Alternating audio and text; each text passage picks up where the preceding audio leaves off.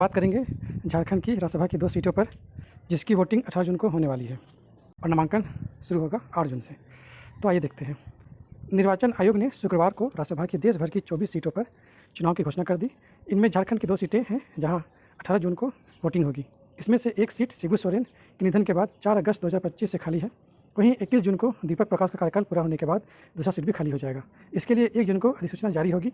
8 जून तक नामांकन होगा। 9 जून को नामांकन पत्रों की जांच होगी और 11 जून तक उम्मीदवार नाम वापस ले सकते हैं। मतदान 18 जून को सुबह 9 से शाम 4 बजे तक होगी। इस चुनाव को लेकर झारखंड में सभी पार्टियां ने तैयारी शुरू कर दी है। झारखंड विधानसभा में 81 सदस्य हैं। इस हिसाब से एक उम्मीदवार को 28 सदस्यों की जरूरत पड़ेगी। ऐसे में अगर महागठबंधन दोनों सीट पर प्रत्याशी उतारता है तो आसानी से जीत सकता है, लेकिन अगर झामुमो और कांग्रेस ने अलग अलग प्रत्याशी उतारा तो चुनाव मुश्किल हो जाएगा। वहीं एनडीए के पास भी महज 21 विधायक हैं। ऐसे में वो अपने दम पर एक सीट निकालने में भी सक्षम नहीं। अब देखते हैं क्या क्या हो सकते हैं पार्टियों के समीकरण। महागठबंधन जेएमएम के पास 2 सीट के लिए पर्याप्त संख्या बल है। इनके पास कुल 56 वोट हैं। ऐसे में अगर दोनों मिलाकर चुनाव लड़े तो आसानी से दोनों सीट निकाल सकते हैं, क्योंकि एक प्रत्याशी को जीत के लिए 28 वोटों की जरूरत पड़ेगी। ऐसे में प्रयास होगा कि महागठबंधन साथ मिलकर दोनों सीटों पर प्रत्याशी उतारे, क्योंकि अलग अलग प्रत्याशी उतारने पर दोनों सीटों पर जीत की राह मुश्किल हो जाएगी।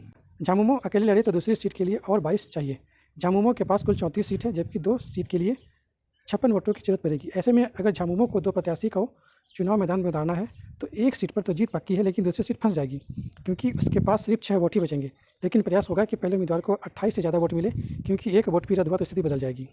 झारखंड विधानसभा में कांग्रेस के 16 विधायक हैं, जबकि एक सीट के लिए 28 विधायकों की जरूरत पड़ेगी।